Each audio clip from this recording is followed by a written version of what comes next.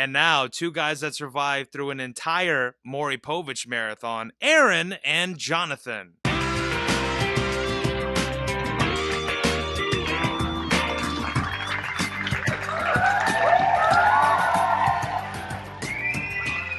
Howdy, and welcome to episode 18 of In the Rabbit Hole's Urban Survival Podcast. We're your hosts, Aaron and Jonathan.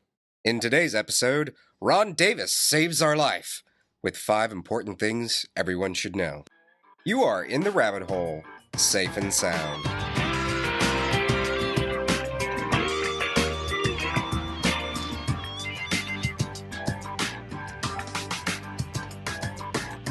We have Ron Davis in the studio today, host of Confessions of an EMS Newbie podcast. Also, host of Photographer and Model podcast. And I gotta say, I'm very disappointed you brought no models today, Ron. I didn't know. I would have totally found a model to bring. We're looking for In the Rabbit Hole bunnies. So that would yeah. There you go. For future reference, even though it's not a video show, feel free to bring models to demonstrate any of the techniques you want to talk about. I've been working on trying to do some EMS related photography stuff, but I haven't really figured out how exactly to make that work with the models. Well, you can do like the videos we were just talking about a little while ago. The sexy CPR videos. Exactly. Which we will put links to. Yes, we will. We will put links to those in the show notes. And what's sad, as we were talking about a little bit, is I watched those videos for the first time right after I took the CPR class. And I'm like, this is really CPR. and for those of you who haven't seen it, it's really an adults only video, but it's entertaining. Yes, yes, it is. Yeah. So, speaking of CPR, how did you get into emergency medical? Well, what happened is I've kind of been into survival for a long time, kind of comes and goes in my life. But so I was something of a survivalist, and there were two things. One was that I wanted to learn advanced first aid, just kind of in general. The other was I was listening to someone talk. It was actually, I remember hearing Veronica Belmont, and she's a kind of a tech person. And she was talking about that show, The Colony, on the Discovery Channel. Mm-hmm. And she said, the problem with that is I have no skills that would be any use to those people. I mean, I can tear your computer down and rebuild it, but that ain't going to help at all on The Colony. And then I read 1 second after. Mm-hmm. And in that one, they set up basically a roadblock, and they won't let people into their town who don't have a skill they need. And I thought, well, if the shit ever does hit the fan, I want a skill. So I decided I would go take advanced first aid, at least then I could say, as an EMT. And I did that. I took basic last summer, actually. Got completely hooked, the whole thing. I've never been into biology or medicine or any of that stuff. But I got totally hooked on medicine in general, and then, lights and sirens. So you're going even further beyond just right. emergency medical now. Right. I'm actually in paramedic school. Paramedic school takes about 2 years where I go. And so, that's just, you don't really learn a lot of stuff that's different. This is one of my instructors said that when you go take basic, it's like an inch deep. And when you go to paramedic school, it's the same stuff, but it's just deeper. Okay. And you could go through your EMT basic book, and each of those chapters is going to be, a bigger chapter or a whole class in paramedic school. It's going to go deeper into things. So once I got hooked on it, I just kept going, signed up for paramedic school, finished my first year, and actually yesterday I took my national registry test for EMT intermediate, which you do kind of in the middle, and passed it. So congratulations. Soon I'll be able to stick people with needles and tubes down their throat. And give them drugs. Yeah, well, see, the thing about intermediate, and this is kind of, I guess, a lot of people probably don't understand what these levels are. Yeah, that was going to be my next question for you, is what is the difference, besides just depth, in normal terms that people that are not necessarily associated with emergency medicine, what the real difference between EMTs and paramedics and what the different levels are all about? So basically in Texas, and this is pretty normal for state by state, and that's one thing, EMS is different everywhere. EMS is local. Really? So how they gauge things from one locality to another may differ radically. So our normal disclaimer: this is Texas. Yeah, this is and- Texas, but Texas is what they call a national registry state, and the National Registry of EMTs has put together a test for each of these levels. And there are a number of states that have basically turned that testing procedure over to National Registry. So you go take the National Registry test in order to qualify to practice in your state. And Texas is one of those states. But for instance, Louisiana is one of those states as well. So if I wanted to go practice in Louisiana, all I have to do is pay them a fee and they'll license me to practice in their state. But if I want to go to Massachusetts, they have their own thing.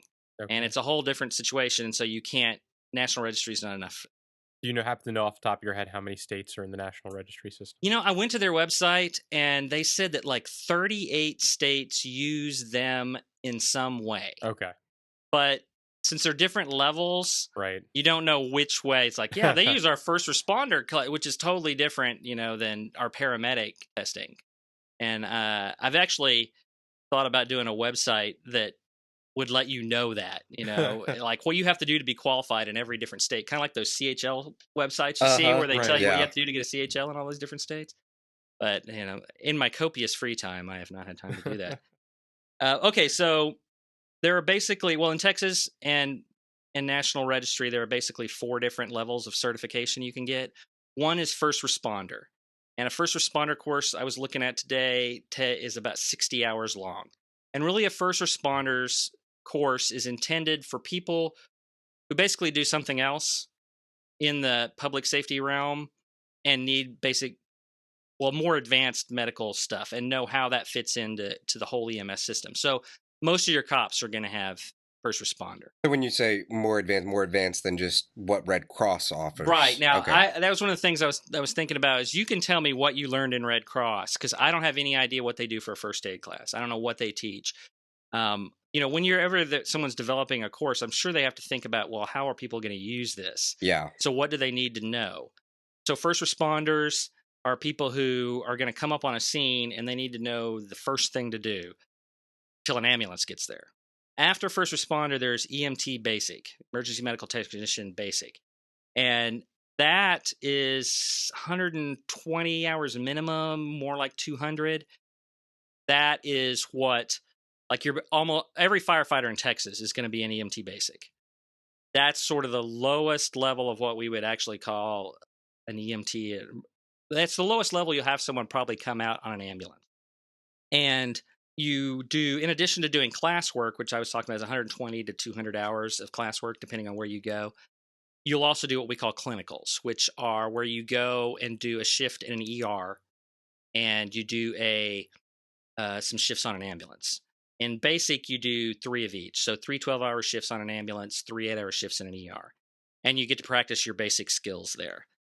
Another thing is when you're looking at emergency medicine, we have a tendency to think about what you can do, what your scope of practice is at each of those levels, which is not necessarily the best way to think about them, but it's kind of the way we do. So basics can help you take 4 different drugs, aspirin, oral glucose. They can help you with nitro and aspirin, I think, and then they can help with some other things, but they can't administer drugs. After that, the next level is EMT intermediate, or I think they have a new name for it. I think it's like advanced care attendant or something. I don't remember. It's some new name. The names change all the time. But the next level up. Yeah. basically. Is basically intermediate. That's what it says on your patch. And an intermediate has a few more skills that they can perform, which are IV. They can start IVs, and in general, they learn how to administer any drug. So intramuscular, subcutaneous, all those things. They learn that. And intubation, which is sticking a tube down someone's throat through their vocal cords and into their lungs to actually provide ventilation if you've had some kind of damage or you're unconscious or whatever reason. So that's the next set of skills that you get as an intermediate. And then the level after that is paramedic. And a paramedic, not only, he actually doesn't have much more in the way of skills that his scope has that the others don't. But the paramedic is the guy who's supposed to know what to do. The other people know how to do it. The paramedic knows what to do. The paramedic's the one who's going to give you the big drugs, Well, he's the one who's going to give you whatever drugs are authorized by his medical director, whether that's fentanyl, morphine, or even like albuterol or some of the other asthma drugs, epinephrine, that kind of thing. And the paramedic's the person who's supposed to have the big picture when you're on a scene too. If the paramedic's there, he may tell his intermediate partner, go start an IV. I'm going to draw up some epi. Here it is. Go give it to him, that kind of thing. But he's thought out that the guy needs epi. The intermediate doesn't decide that the guy needs epi and give it to him. The paramedic decides that, and then he can actually have someone else administer. So you're basically gaining that diagnostic capability. Right. I mean, everybody at every level learns some level of patient assessment, Mm-hmm. but the most advanced level is the paramedic. And they're Okay. the guys who are supposed to be the ones who do the thinking. And, I said it's different everywhere. Like even here in Houston, you're inside the city limits of Houston. EMS is run by the fire department. The fire department has what they call a tiered response. And they're broken up into what they also call squads, which is 2 ambulances and a squad, which is an SUV. Okay. There are paramedics in the squad. There are basics on the ambulance. Whatever fire guy had the bad luck today of having to be in the ambulance, and that's the way they think of it. Whoever that guy is, he's going to be the one who responds with the ambulance. If it sounds like at the dispatch that there may be something they need advanced life support, then the squad goes with them. And I didn't know, we found that out in CERT. Yep, we did. And I didn't know that. I just assumed the guys that drove the ambulance were paramedics. Yeah. I didn't know that they were, and I don't even think until that. Well, one of the things I noticed after CERT was that if you look at the SUVs that you were talking Mhm. about, they actually say paramedic on them. Yeah. And the other vehicles all say EMT on them. Mhm. Right. They don't say paramedic anywhere on them, actually. Yeah. Yeah. So it's only those SUVs that say they're But paramedics. you were saying that's very easily just a Houston thing, or Yeah. it's an So I was going to say in isolated. Houston, so if you're in the city limits, that's what happened. Mm. And then, so let's say it sounds like you're having a heart attack. They show up and you're in fact not having a heart attack. Well, the paramedic's going to go, she's not having a heart attack, take her to the hospital. And he's going to get back in the squad and go back to work, and the basics are going to take her to the hospital. He's not going to go to the hospital with them unless he has to do something advanced, something ALS, advanced life support, as opposed to BLS, which is, so that kind of gives you an advantage in that the paramedic doesn't have to be tied up for the entire call, especially because a lot of calls are BS. So that's the way Houston Fire does it. Now, you're up in the Greens Point area. Now you're in Emergency Services District 1, which is actually the service I volunteer at. If you call an ambulance there, you're getting 2 paramedics on the ambulance because that's the way they staff them. Occasionally, you'll get someone who's of a lesser thing, generally because they're working toward being a paramedic or they've been there forever. But everybody, when you call, you get someone who wanted to be on an ambulance, which is, I'm getting a little soapboxy here in case you can't tell. No, I that's do fine, have a that's fine. prejudice. Tiered response is good. I don't know that necessarily the way Houston does it. Problem with it is a lot of times it's done not for patient care reasons, but because somebody's trying to justify their job. But anyway, so if you're up in the Greens Point area, you get ESD, you get 2 paramedics. If you're up in the Woodlands, the Woodlands is MCHD, and they cover all of Montgomery County. You get 2 paramedics. You're in Spring area, that's Cypress Creek. You get 2 paramedics, mostly. So is having the EMTs more of a cost-cutting measure, or is it more of just a load balancing measure? It's mostly a cost measure. There is some aspect of it that it's harder to get those people because they require more training, so you have to go longer, so they're a little harder. And it kind of depends on where you're at. I'm getting ready to move to a small town in West Texas, and what they have on their trucks is a paramedic and a basic on most of their trucks. My partner in the podcast, Kelly, works in Louisiana, and that's the way his system is. It's a paramedic and a basic. And that works well because you have the one guy who can, is the thinker, and the one guy who can also do stuff. So it works. Like I said, EMS is different everywhere you're at, and you never know exactly what you're going to get when you call. But what you really want are people who didn't want to be fire. Yeah. Somebody who wants to do the job that Yeah, they've been that's a doing. good thing. Yep. But you have 5 sayings that you've brought for us today. Right, because it's EMS week. Of course, it'll be over by the time you hear this, but this was your week to honor your EMS professionals. And these are some sayings that we have in EMS. And number 1 is, and I like this, it's just a good rule in general. If it's wet or sticky and not yours, don't touch it. Can you Can you expand upon that? for That us? is one when you're studying to be an EMT at any level, you have to do these skills, which are scenarios. And the first thing that you have in every one of those skills, doesn't matter which skill it is BSI, which is body substance isolation. And what that is generally it's gloves. I want to say latex gloves, but almost nobody uses latex anymore. They use Nitrile now. Nitrex because people are allergic to it. And there's two reasons for the gloves. So when I started doing my hospital clinicals, we would go into a room and we had to put gloves on before we touched the patient. I always felt like people were going to think that's kind of rude. The guy walked in, he doesn't want to actually come in contact with me. He's nasty. But if you think about it, I was just in the room next door. Do you really want me to come in here and not put on gloves and touch you? You don't know what was going on. So it protects both directions. Mm-hmm. But that's something I don't see, and you can tell me if they taught you that in first aid, is you don't see this body protect, putting on gloves. Other thing is we have another acronym. Another acronym. We're reading minds in here now. Is PPE, personal protective equipment, and that kind of is broader. And actually, I think they're kind of transitioning to saying that instead of BSI. But it also includes safety goggles, which are basically glasses. When I started and I needed them, I went to my range bag and pulled out my shooting glasses, and because they were clear, there's some protection, force-wise, but they cover your eyes. And it turns out that studies have shown that the number one reason that people on ambulances get diseases is not through their hands or through their skin; it's in their eyes. If someone sneezes on you with hepatitis B, that's a pretty good conduit. Yeah, that sounds unpleasant. Yeah, I think both in CERT and in Red Cross, they taught the use of using barriers for CERT everything, but they never really went into it and never really. CERT stressed it a lot. They never went into the whys. They never went into the whys, and before you touch anyone, gloves. But you know what they didn't do? They didn't tell you to change gloves in between. No, people. They never discussed that. But of course, with CERT, you're dealing with massive disasters. It was a mass triage event, so it was really to protect you more than it was the people you were dealing with. Yeah. Right. And if we have, there are incidences, they taught us one of the things that was double gloving.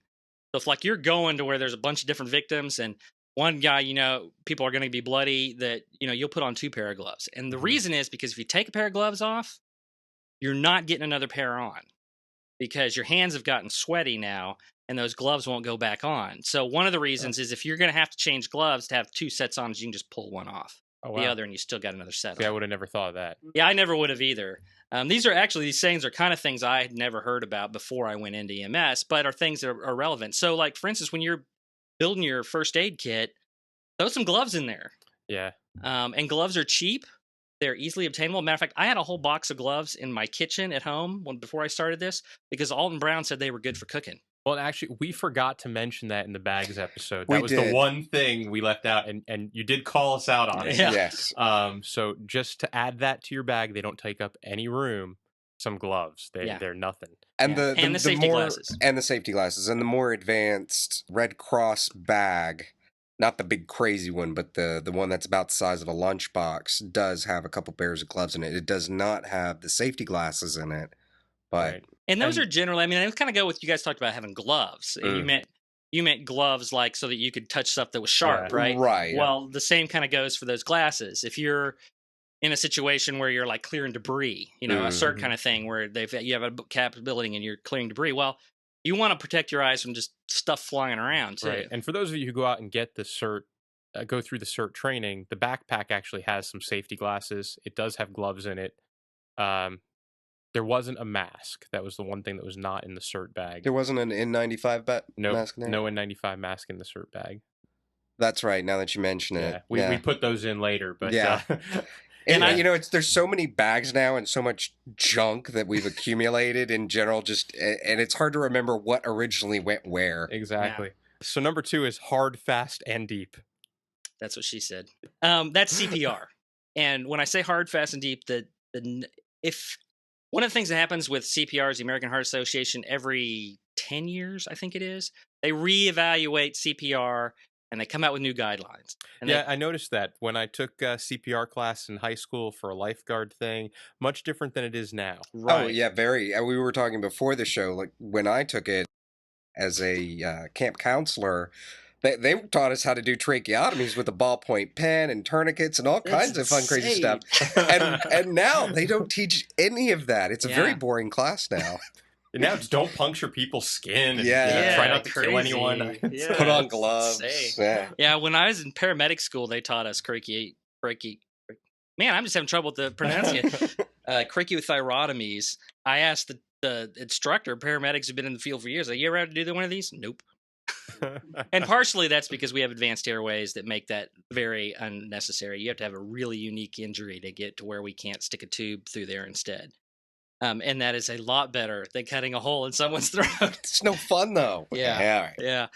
But on CPR, actually, one of the things that they have changed, they have different levels of CPR.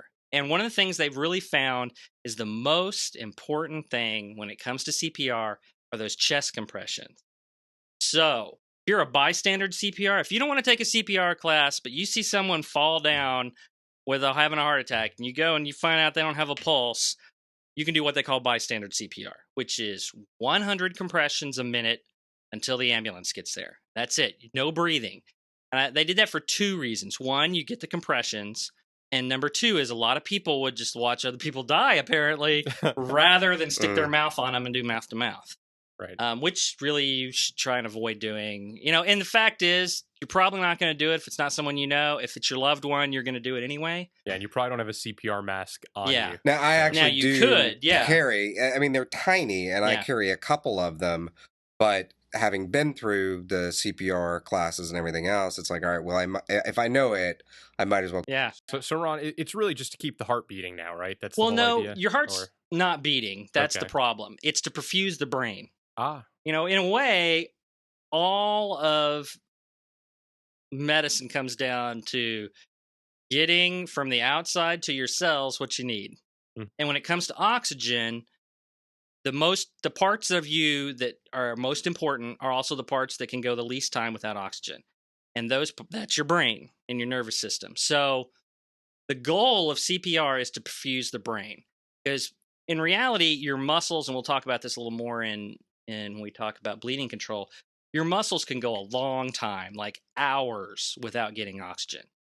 But your brain can't go very long. That's the 4-minute rule that people are going to die if they don't get emergency care in 4 minutes. That's why we have put all this emphasis on response time when it comes to EMS. Well, the reality is that unless you live across the street from your EMS station, it's very unlikely they're going to get there in 4 minutes. But if someone starts CPR in that amount of time, they can keep you alive. And the reason they said, let's go ahead and do compressions, and even if you learn the advanced CPR, the one for healthcare providers, they now start with compression. So you do 30 compressions and then you do 2 breaths. Whereas before it was do 2 breaths and do 30 compressions. Because the deal is, if you were to fall down right now with a heart attack, your heart was to stop beating, and you were to fall down, your blood is oxygenated. And it's going to be oxygenated for a while because you had oxygen and you're probably at 99% saturation and you were good. And so all we got to do is keep it moving to your brain. And that's what we're trying to do with those hard, deep, fast compressions.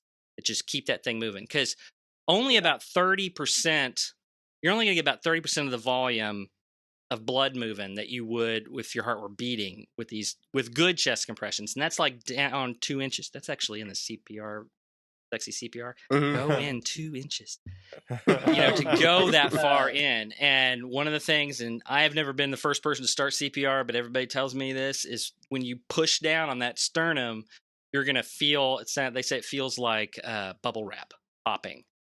And everybody says, you're breaking the ribs. You're technically not breaking the ribs. There's cartilage between your ribs and your sternum, and you're separating that. That's why it feels like a pop. But that's necessary. You need to be pushing that hard. And there's some discussion of reason you don't have to breathe as much either way, is because if you're pressing, you're pushing on the lungs and there's some air going in and out. But I don't think you really get enough air there. But so hard, fast, deep. And right now, if you guys don't go get CPR and you see someone have a heart attack, start those compressions, do 100 beats a minute. And actually, there's 2 songs that you can sing one of which you need to sing in your head. The other one you can sing out loud. The one you can sing out loud is Staying Alive. Because Staying Alive is the right beat. Staying alive, staying alive. That's awesome. The one you need to sing in your head, and we have to tell the fire guys, hey, singing out loud, is Another One Bites the Dust. It's the same beat, and you don't want to be singing that one while you're doing CPR on grandma with the family standing around. That seems a little inappropriate. Yeah.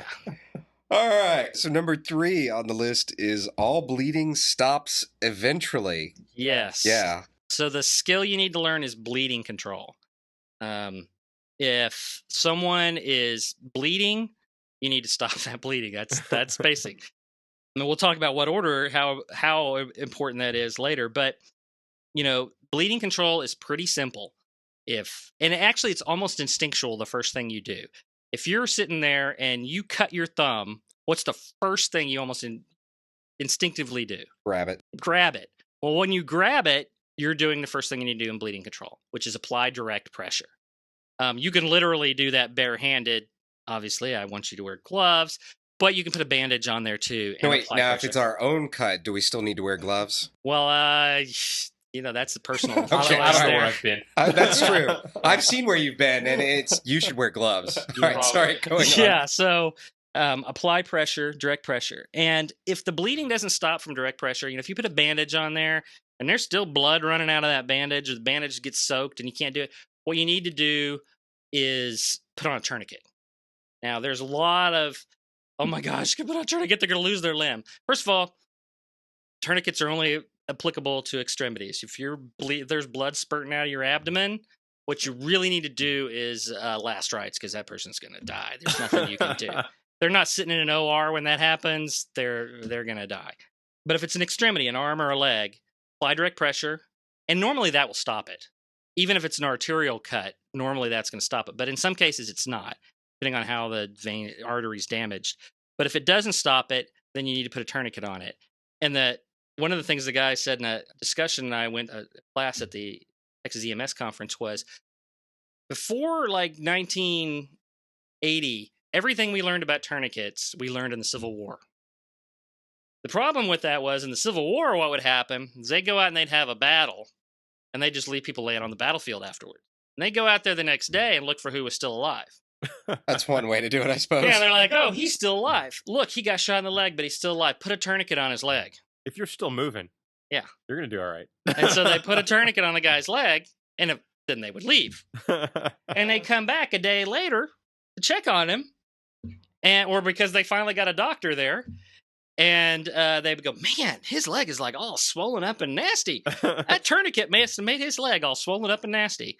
And then they go saw his leg off. And the problem with that was his leg was nasty because he had to need medical care for 2 days. He's probably infected and everything else. And that's what we learned about tourniquets. So then everybody was like, don't use tourniquets. You'll lose the limb. You'll lose the limb. Well, what we've learned in Iraq is that you're not going to lose the limb. That it's much more important to stop the bleeding now. We have a saying is, do whatever will kill them the slowest. And part of that is, even if they were going to lose the leg, obviously it's more important to to live than to lose the leg. But they found, after having hundreds of cases of GIs that had been shot and had tourniquets applied to their extremities, that they don't lose the limb. And they actually have very few complications, even like numbness is another complication you can have. And that's after going 4 to 6 hours with that tourniquet on. There are issues to taking it off, but if you're getting someone to medical care, they can deal with those issues. So you're going to put a tourniquet on. The U.S. Army issues a tourniquet to every soldier now, and they are trained how to put it on themselves or how to put it on someone else. And that tourniquet is called the CAT tourniquet, CATF, Combat Application Tourniquet. We'll put a link to it in the show notes. And that is what I would recommend to get. All tourniquets are not created equal. That one and the SOFT are the ones that have been tested to actually show they stop blood flow. I find the SOFT to be a little more complicated than the CAT. What I would recommend for bleeding control, if you want to have something in your car or in your range bag, Very good place to have this, yeah, because I may see people getting shot in an ambulance, but the most likely place your average listener is going to see someone get shot is at the range, right? And you guys have been to the range, you know that's not very far fetched. Yeah. So, Especially the public ranges. yeah. This Not is so why much we- on the this is why we go private to ranges. private Yeah, this is Yeah. why we have memberships at private ranges. Yeah, because so I would put one of these things in there called an individual officer's personal kit, and they have a pair of gloves and a tourniquet and a bandage, and those three things are what you need if someone gets shot. Put the bandage on them. That doesn't do it. You put on a tourniquet, and putting on a tourniquet, it's not particularly complicated. I will say one thing, and I need to find a link to this to give you guys a link to this. I did see a picture on a blog. These guys were out shooting with their buddies, and they were shooting rifles. And the guy on this side of the range shot another guy, like down the line from him. So guess what happened? In one leg, through the other leg. Oh, man. So he needed 2 tourniquets, but he only had 1. So they like belted the other leg. But a belt is a very ineffective tourniquet. I mean, when it's all you got, it's what you use, but you need a real tourniquet. So maybe you should have 2 tourniquets. Well, 2 is 1 and 1 is none. So That's right. there you go. That's right. And if you buy that kit that we'll post in there, they only come in tactical black. Oh, man. So My- no hot pink. Yeah, mine, the one that I have that's just a tourniquet and not in that kit, is bright orange. Because And you'll know where it is. yeah, you'll know where it is. Yeah. You pull that person into an ER, and you don't have to say, "Hey, there's a tourniquet on their leg." That's like, "Oh, what's the fluorescent thing on their leg?" Yeah. That's what you want. This is one of those things. You guys have talked about tactical black, but I'm really hating black equipment. I mean, Yeah. I understand if you're a SWAT team and you're going in, you want to kind of be, where people can't see you. But in most survival situations, I think you'd rather have your stuff so you could see it if you dropped it in the dark. Yes. And then there's also the concept of gray, not the color gray, but be blending in with things, which Yeah. we'll do a future show on. But yeah, it's the tactical has gotten a little out of hand. Yeah. And one last thing on, because I know we've talked a little amongst ourselves about QuikClot and these hemostatic agents that slow bleeding. One of the things they found when they first started using those is when you put this stuff on, it's basically chemically sucking the water out of the wound. And that's an exothermic reaction. And that means it gets hot when it comes in contact with water.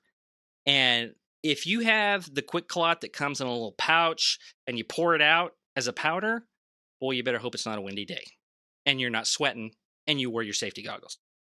Because they found in the field, like these were like special forces medics kind of guys, they'd pour that stuff out in a windy situation. It would blow back on them. It would get on their skin where they're sweating and it would heat up. It didn't really burn them, but it would heat up. Or it would blow in their eyes.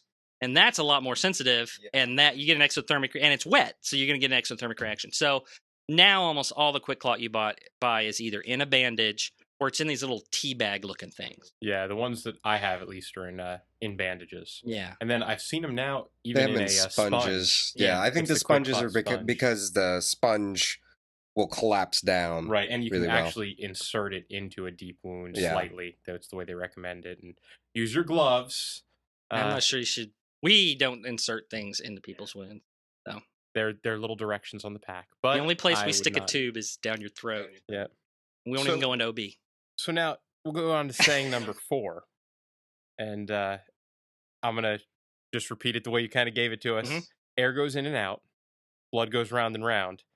Any deviation from this at all is a problem. Right. That is an axiom of EMS. Air goes in and out, blood goes round and round. Any deviation is a problem. And I use this to remind you of the ABCs. Now, did they teach you ABCs in first aid? Airway, breathing, circulation? Yes, they did. Yeah. Yeah, they're still using that. Yeah, that's core. When you're dealing with a patient, you're doing patient assessment, that's the first 3 things you check. Do they have an airway, meaning is their throat open to their lungs? Are they breathing? Is air moving in and out? And are there any circulation problems? Now, you'll notice that's the order they're in. And we just talked about bleeding control. Now, the Army, they're a little different. They have CABC, which is circulation, airway, breathing. Because, as the guy put it, I could take a plastic bag, put it over your head, strap it off the neck, and you'd flop around on the floor for 5-10 minutes before you die. I could cut your wrist blood will start squirting out and you'll be dead in 30 seconds. You know, if you have a major bleed, you need to deal with that first, which in a combat situation happens a lot more often. But in a street situation, in an urban situation, that is very unlikely to happen. So the thing you need to be working on is make sure they have an airway and they're breathing, and then check circulation. Do they have a pulse? Is there any other bleeding? You can we'll talk about that a little bit. A quick way to check perfusion, we talked about getting oxygen to your brain, is cap refill. So you just press on their thumbnail, and it should take less than 2 seconds to turn from white back to red. That's a real quick way to check perfusion. Now, in EMS, we deal with a little old lady. We call it, that's your geriatric patient, and theirs may not go back in 2 seconds normally, but that's the way to go. Fix those things. You find a problem, fix it. Open their airway, get them breathing. If they're talking to you, they have A and B, and they probably have C. Because generally, once you stop circulating blood, you stop talking to. That's It's a good rule of thumb. Yeah, It's a good yeah. rule of thumb. No. Number 5 on the list is vitals are. Because vitals are vital. So that would sound a little weird. So vitals are vital. And when we're in EMS, and I put this in for you guys because your philosophy is less about I'm out in the boonies with all my buddies and we're fighting off the Chinese invaders like Red Dawn. Oh, wait, sorry, North Korean invaders now. Right. North Korea North now. Korean invaders. We prefer zombies, but Yeah, and we're not zombies. They don't have A, B, or C, but they still seem to be moving. that is problematic in and of itself. ABCs go out the window in the zombie apocalypse. Sometimes I go old school, and it's Cuba. When Cuba's invading. Bringing back Cuba, are we? Yeah, Awesome. You got to go old school. Yeah. So if you're not in that situation and you have a situation where you're having to take care of someone that may be injured, you're either waiting for medical care, maybe it's a disaster, maybe it's a hurricane, and you can't, that's one of the things that we may talk about that a little later, but there's a hurricane. Yeah, all the EMS guys went to work. They all abandoned their families and went into work, and they were told to bring 5 days worth of stuff to take care of themselves, and they're going to be riding that ambulance forever. They're still not going to get to you because they're going to be overwhelmed. The resources are going to be overwhelmed. There's going to be barriers to getting to you, flooding, whatever. So you're going to have to take care of people. And that's actually, just to go over it, that's something they cover in CERT a lot. Yeah, and it was kind of the during a purpose of CERT. Yeah, the whole purpose of CERT was created so that you understand what the limitations of first responders are. Right. And the biggest limitation is during a natural disaster of any kind, doesn't matter whether it's a hurricane, flooding, blizzard, they're getting calls from every person who stubbed their toe. The system is instantly overloaded. Exactly. So if you think you're going to get immediate help, you're not. Yeah. It doesn't matter how severe your incident is. They don't have any way to prioritize those things till they get out there. And so if you're going to be sitting around for a while waiting for medicine, or if you're trying to get somebody somewhere, I'm not sure going to the hospital is going to help much either. Although all these cases, we're going to do triage. And I guess you guys learned triage in CERT, don't you? Yeah, we sure did. Do you start? That's a particular kind of triage we learn for mass casualty incidents. It takes 30 seconds to triage somebody. Yes. Are they breathing? Yep. Do they have cap refill? Yeah, we have the little toe tags and everything where you Yeah. run down the list and it's like, okay, yes, no, maybe dead. Yeah. Yeah, the red, green, yellow. Yes. Yeah, we use the exact same thing for mass casualty incident. That's what we call them, MCIs, mass casualty, which would be a disaster situation too, because we need to get it. And green is, if you can hear the sound of my voice, go over here and sit over here. Yeah. Right. That's the walking wounded. They don't need treatment right now. But so we're going to triage people. But if you're waiting for a period of time, knowing what a person's vital signs are is very important. Once you get a little extra training and know what they mean, then it's really useful. But even if you don't, if you can take someone's pulse, if you can take a blood pressure, and you have the blood pressure cuff to do that, and a stethoscope, which is the two things you need, you can count their respirations, then those three things will give you an indication of what kind of condition they're in. And if you track those and are able to, when you finally give them to medical care, say, well, their BP was this, and then an hour later it was this, and an hour later it was this, that's valuable information. That kind of tells you where you're going. And if a person's blood pressure is going down, that's a bad sign. Unless it was high, then it's a good sign. And this is one of the reasons we talk so much about the whole survival chi concept, that whole community health intelligence idea, and going to get training. Mm-hmm. Because even if you live in a city and you know that the EMTs will eventually get there, having that training and being able to provide them information is so useful. Yeah. And like you said, in a disaster situation, it could be hours before they get there or more, Right. depending on how bad that situation is. They can't move a tree any faster than anyone else can. Just if it's in the way, it's in the way. Right. And they've got to figure out how to get it out of the way. And I can think of few things worse than standing around watching a loved one die and not Right. contributing in some way to trying to save their life. Right. So even the most basic of training, so even CERT at the most basic level is useful. But we highly recommend then going off and getting the full Red Cross training as much as you can. So if you have, I think it's 2 days worth of training. I thought it was only 1 day. It's one if you can do the full day, but I think it's 2 4 hours or 1 8 hours. That's what it was. And if you can do, you can actually break it up and do 2 4-hour classes. I think they do them in the evenings, or they do it one full Saturday for an 8-hour class. But we definitely recommend that to everybody listening. It's definitely part of the whole. You're a better community citizen when you do it. You're watching out for your own health and the health of people around you. And just purely from an intellectual point of view and an information point of view and an intelligence point of view, you're gaining knowledge that's going to be useful. Right. And any parent that has not taken some form of CPR course, I think, is out of their skull. But that's I won't get on that soapbox today. But the thing with vitals too is, I remember I was sick a couple of months ago, and I actually took my own blood pressure because once I knew what those numbers meant, which, guys, tomorrow when you're goofing off at work, you can surf the internet and find out what blood pressure readings mean. And just knowing, especially if you're male, you probably know your blood pressure because if it's high, that's telling you that it's something you need to take care of. You guys talked about health too. I noticed you guys talked about that health and fitness. And knowing that you have a you have a blood pressure problem, probably something you want to know before there's a disaster. And that's the first time someone takes your BP. Yep.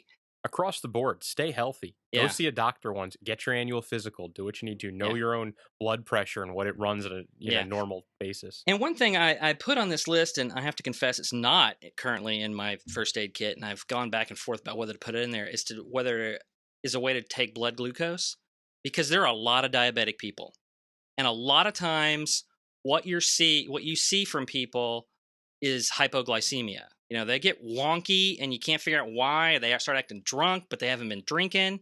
And if you could just pop them in the finger, they can do it themselves if they know they're diabetic. A lot of times people don't know they're diabetics. They do it themselves all the time. But you can buy a glucometer for like $40 and a little needle to stick people, and you could put that in and you would know. If you call an ambulance because you're hypoglycemic, depending on your ambulance service and how much they want that call, most of the people I work with, they don't want to take you to the hospital for that. So they'll come, they'll take your blood glucose, they'll find out it's low. Even a basic can give you oral glucose. That was one of the 4 things they give you, which is basically, it's sugar gel. And it's a lot like the things that bicyclists ride. Yeah. And you could actually stick those in your first aid kit too. And you give that to someone and they can take it, and that'll raise their blood sugar.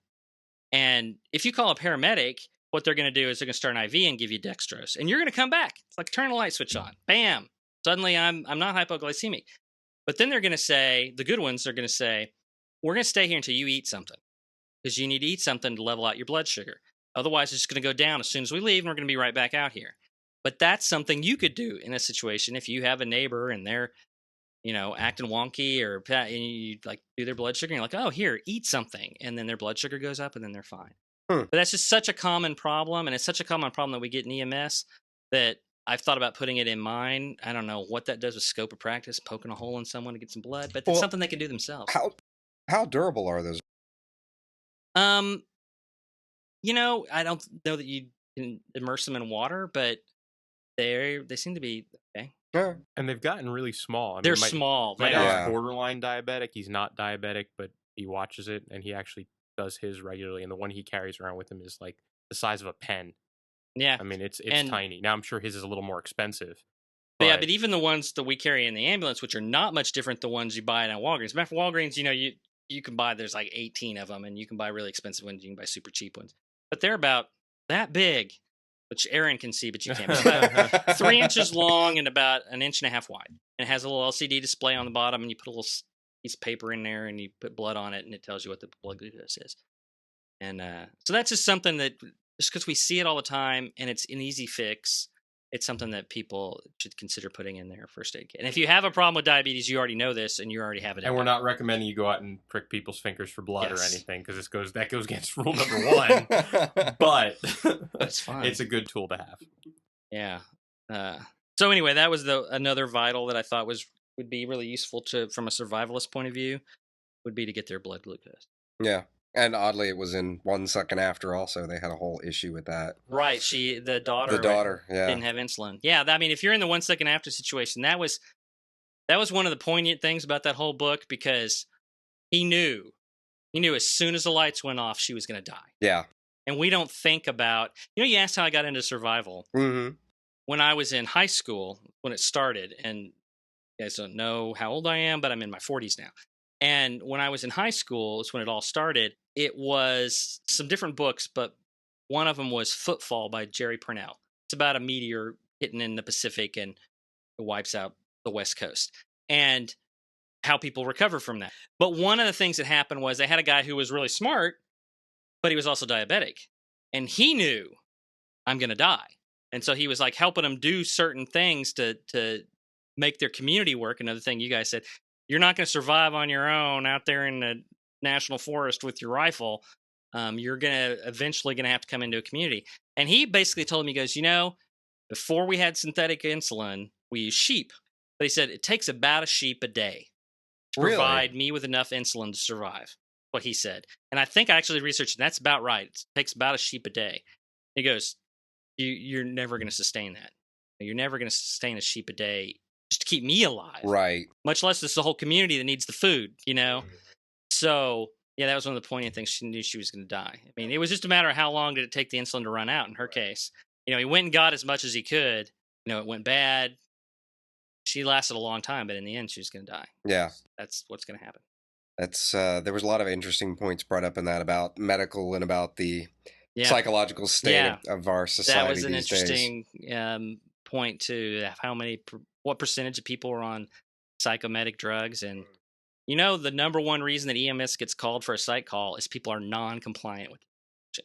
Really? Yeah, we were talking about that a little bit about the other day. It's not that they don't know that they're schizophrenic. Well, if you think about it, you go back before we had modern drugs. Someone was schizophrenic, and this actually talks about it in 1 second after. There's nothing for you to do for them.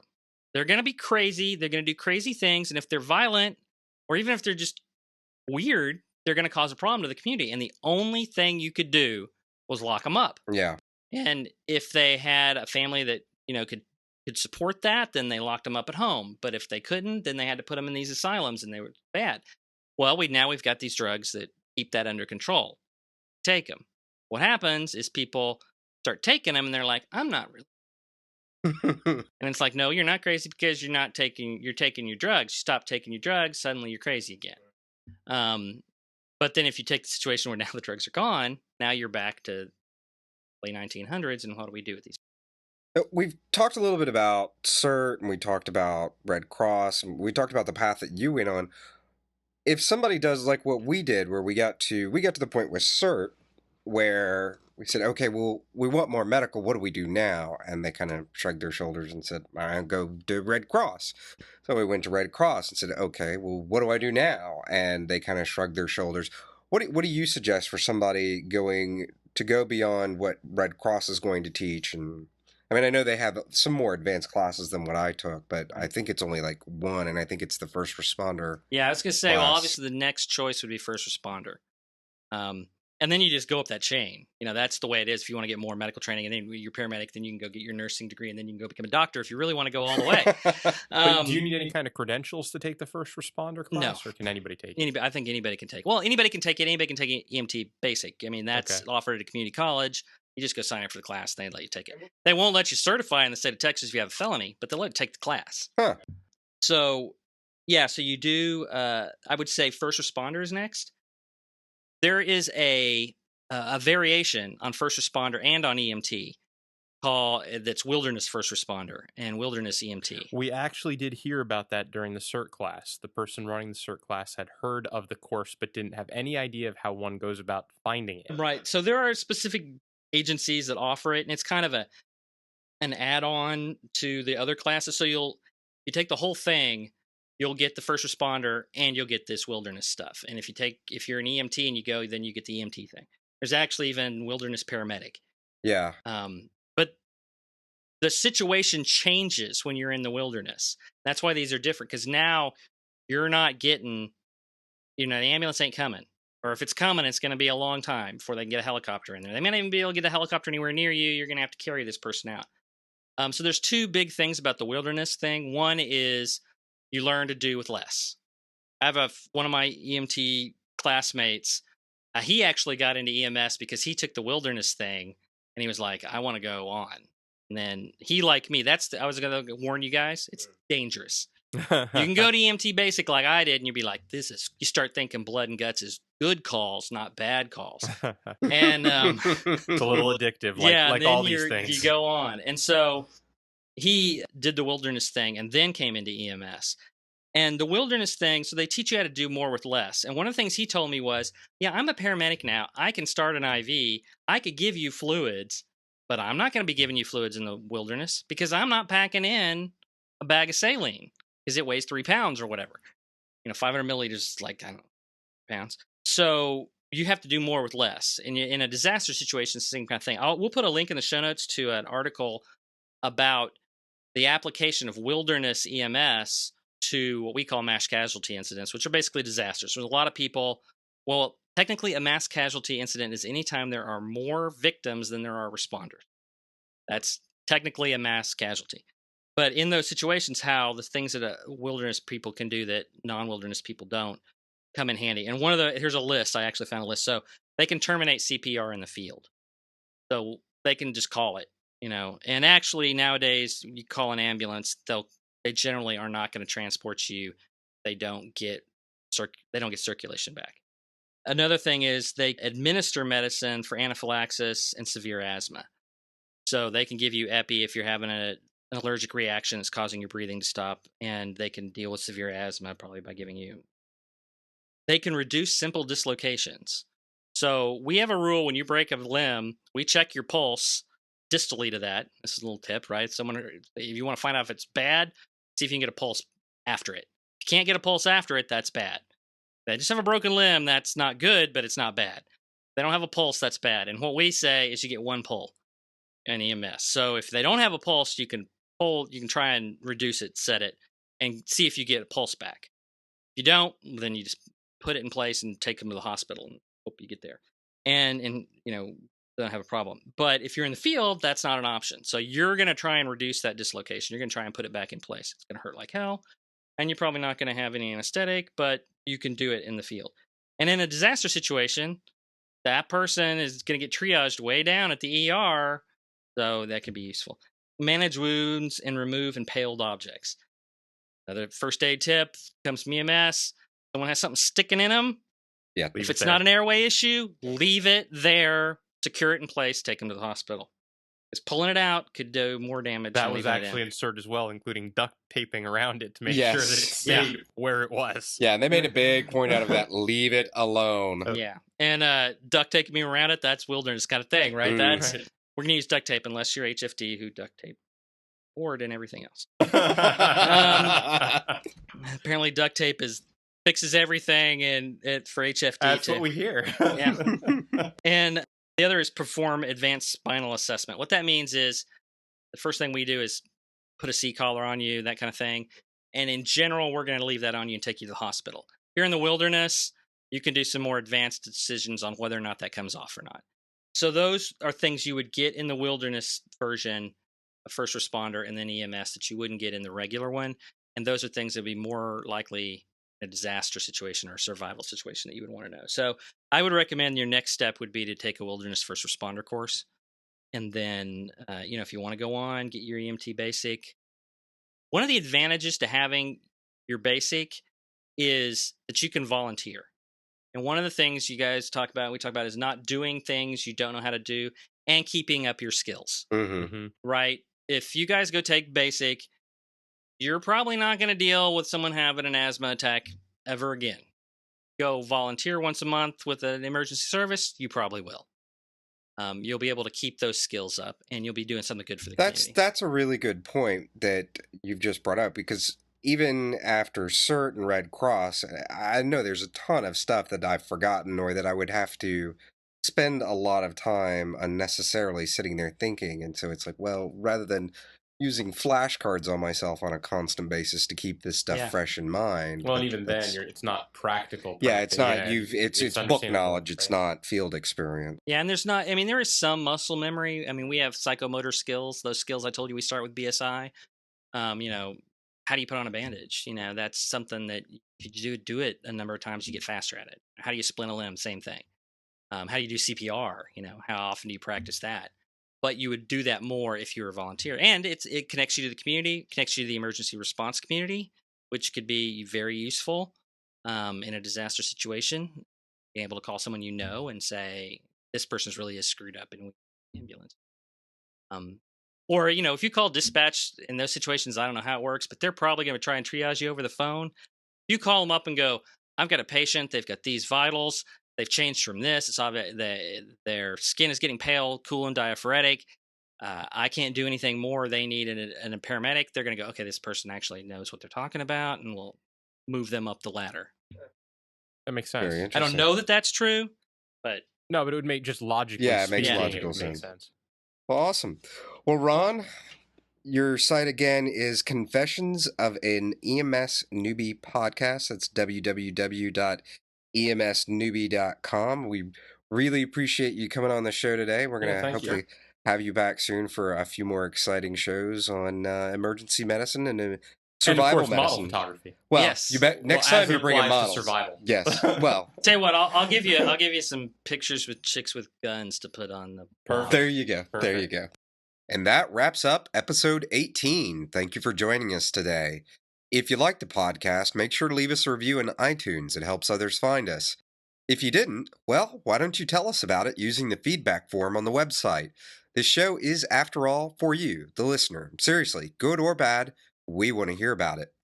Be sure to connect with us on Facebook, Twitter, and YouTube through the links on the top right-hand side of the site at www.intherabbithole.com. Don't forget to sign up for the newsletter by visiting the newsletter page on the site. By connecting with us, you will receive updates about the site, notifications of new articles, and podcast episodes. That's right, we're not just a podcast. Every week, articles are posted on the site, intherabbithole.com, that cover all manner of topics relating to surviving in an urban environment, whether in good times or in extreme circumstances. Show notes are posted with each and every episode, and we invite you, the listener, to comment on the show and interact with us and each other. Till next time, stay safe and sound.